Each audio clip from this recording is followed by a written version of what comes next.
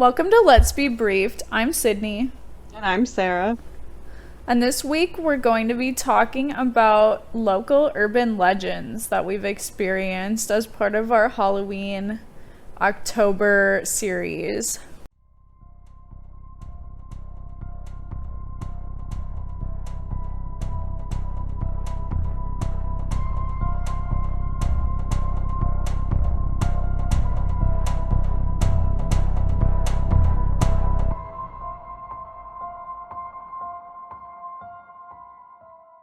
So I will go first. My first one is the Dancing Devil of San Antonio. And you might have heard, I feel like this is like one that I've heard a few times, but I didn't realize it was San Antonio until recently, which is where I live. So it's kind of local to me now. Yeah. But like the story said during Halloween, which I assume means like Halloween, like whatever weekend is of yeah. Halloween when people dress up. In 1975, a very handsome man entered El Camaroncito nightclub, which I'm gonna get roasted for that. You tried your best. Yep, I tried. My tongue doesn't do that. But which is on Old Highway 90. The young man was dressed in all white and wooed many of the young women in the club that night. But things took a turn when one of the man's dance partners glanced at his feet and started screaming. And I guess some people who were there that night reported that the man had hooves for feet. And everyone suddenly became aware that they were in the presence of the devil himself. The man made a dash to the men's bathroom where he vanished from an open window, leaving behind a cloud of smoke that smelled of sulfur. And the club, which is now a gentleman's club, is rumored to be haunted, and I guess it still has like a lingering smell of sulfur. But also it was Halloween. Like, was that part of his costume? Right. Or what? And also, why does him having hooves for feet make him the devil? Isn't that the idea, I guess? I mean, Is I that Christian? guess. Yeah, I think it is. I don't know. Yeah, why does it make him like the devil instead of a minion or something? I don't know. I And think they side, do. What? go ahead. Go I ahead. think they do say that the devil's super handsome though to get you. Right. Yeah. Attracts it's like a lust thing or Oh like yeah. use that to get you to do horrible things. Right.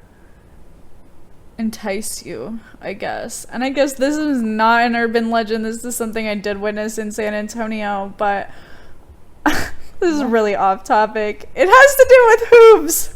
Okay.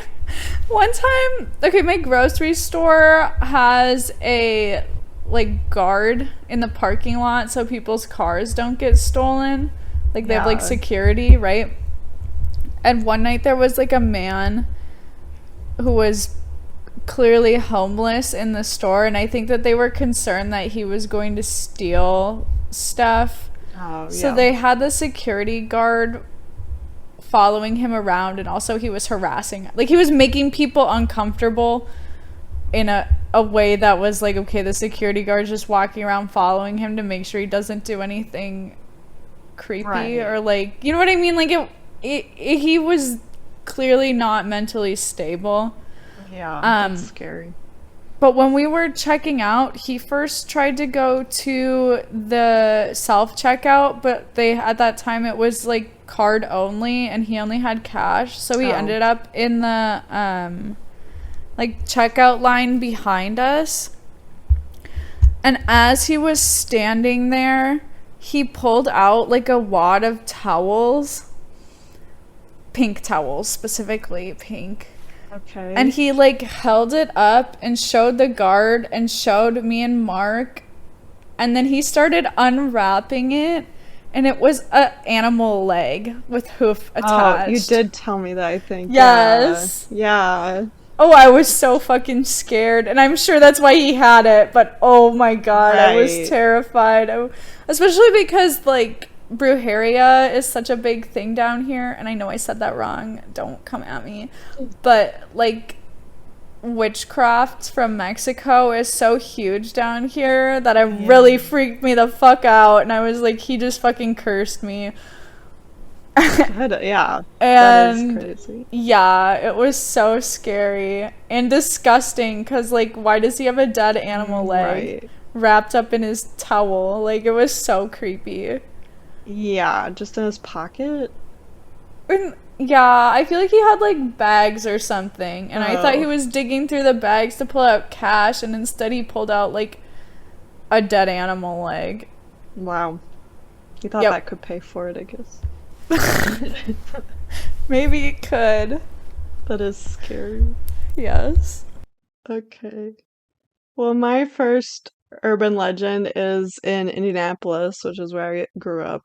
But it's the Central State Hospital, which was well, it opened in 1848, and it was a hospital for the insane. So it's really an insane asylum. Right. And like they housed people with mental conditions, but they also had like criminally insane people there. And like they said they were prone to violence and perpetually had to be restrained in the basement dungeons. Mm.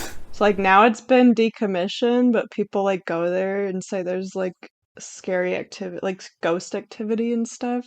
So well, it closed in 1994, but it's still standing.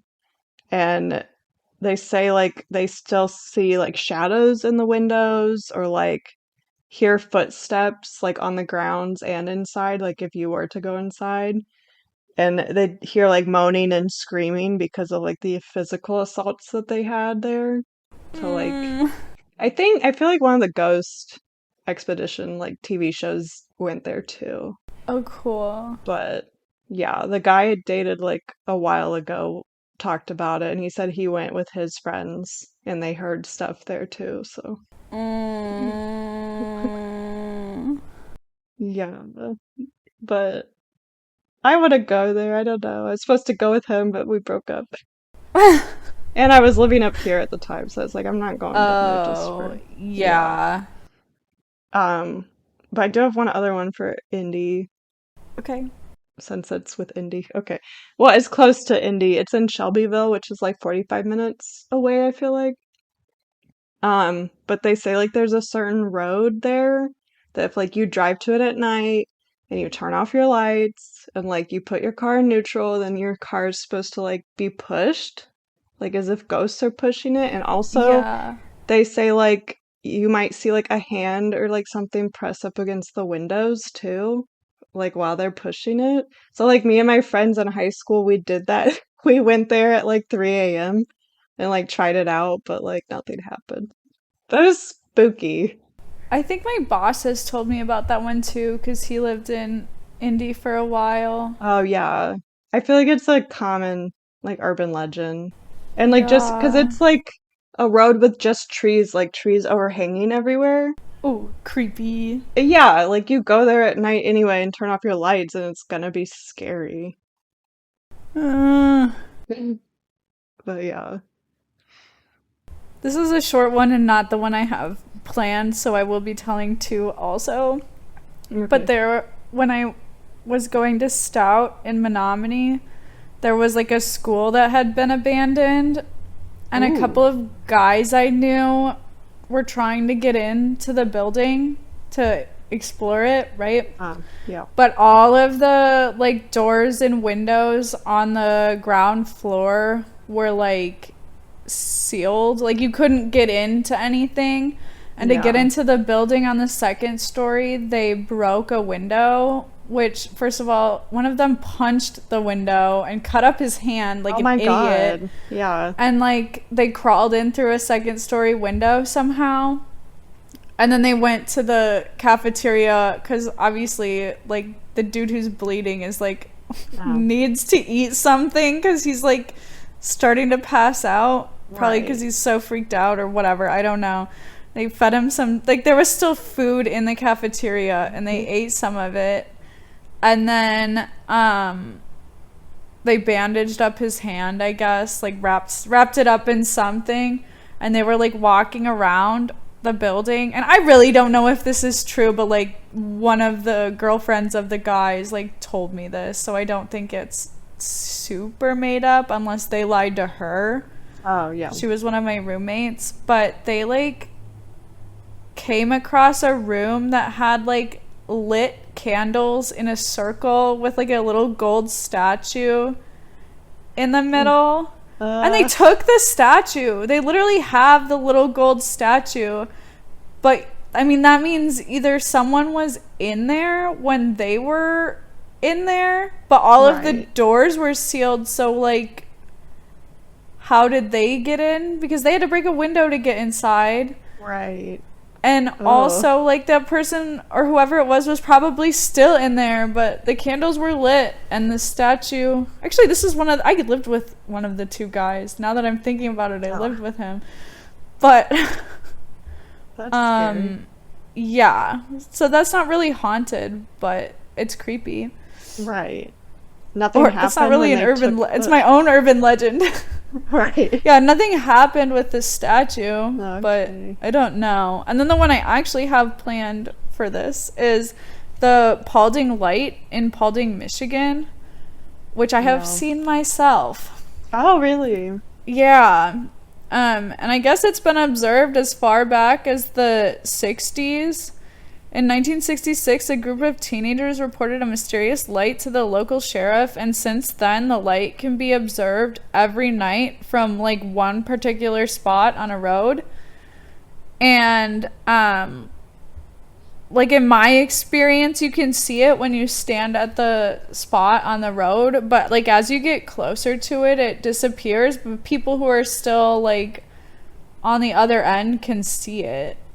Like, it doesn't disappear from there, but you can't see it as you approach it. But some people believe that the light is the lantern of a railroad brakesman who died trying to stop an oncoming train from colliding with rail cars that were stopped on the tracks. And others believe that the light is from a slain mail courier or the ghost of a Native American dancing on the power lines that run through the area. And I guess, like, to describe it, it is, like, you know how when there's power lines through the woods, they, like, clear it on both sides pretty far? Yeah. Like, it's just, like, an alley with huge power lines. So you stand, like, at the bottom of this hill where the road kind of comes to a curve. Actually, I want to say it comes to a dead end, now that I'm thinking about it. It's, like, not, you know, just like a side road or whatever. I'm trying to think now. It's been a while. But it's like a clear shot all the way up this hill. And there's like a ravine that goes down and back up. Like, there's like, you're on kind of the edge of the ravine and then the hill is on the other side. Okay. You stand at the bottom of on the opposite side of the ravine and you can see the light. And I don't remember it flickering when I was there. Or, like, if it did, it wasn't that noticeable. But, yeah, I mean, you definitely see it. And another guy named John Carlisle from the Detroit Free Press claims that the light is a grandparent looking for a lost grandchild with a lantern that constantly needs to be relit, which explains why it comes and goes. But I didn't see it coming and going. Like, it was, like, constant when I was there. But a group of students from Michigan Tech, because this is in northern Michigan, and Michigan Tech is in, I want to say Houghton, which is also northern Michigan. Oh, okay. So this group of students from Michigan Tech investigated the light, and they pretty much determined that it was like something called an inversion layer that was affected by cars on a stretch of US Highway 45, which is approximately 5 miles north of the observation spot. But they were able to, like, observe changes that coincided with cars on the road and police lights. Like, when you're there, you cannot tell that that's what it is. Yeah. and it's like a very like focused ball of light, not That's weird.